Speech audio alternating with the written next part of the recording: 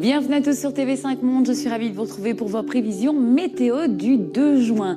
Encore des centaines de personnes ont été évacuées du jour au lendemain et beaucoup d'autres risquent d'abandonner leur maison dans la région de Canterbury en Nouvelle-Zélande car de fortes pluies ont provoqué des inondations généralisées. Heureusement, aujourd'hui est prévu un retour au sec dès cet après-midi. Notre carte des masses d'air, vous allez le voir, on a quand même par endroits pas mal de fraîcheur, notamment ici, vous le voyez, ici sur l'est de l'Italie, toujours très chaud évidemment sur l'Afrique et sur une partie de la péninsule ibérique.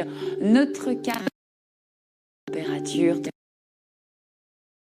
sur le sud-ouest de l'Angleterre, plus sec sur le reste de la Grande-Bretagne.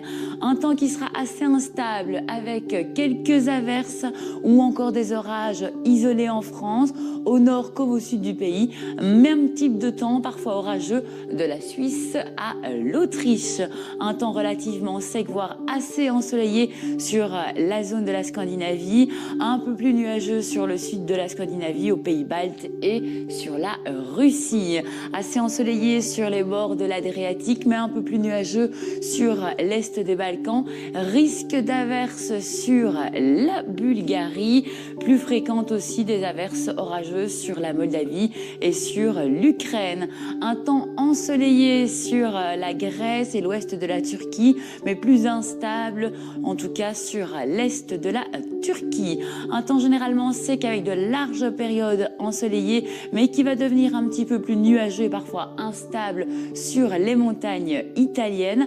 Un temps variable et instable du nord du Portugal au nord de l'Espagne, avec quelques averses, plus sec, ensoleillé et très chaud de la péninsule, sur la péninsule, et une belle journée sur le Maghreb.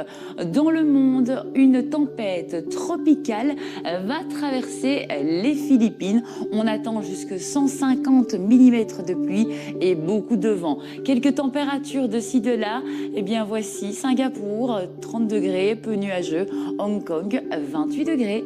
Merci d'avoir passé ce moment avec nous sur TV5 Monde. Excellente suite des programmes.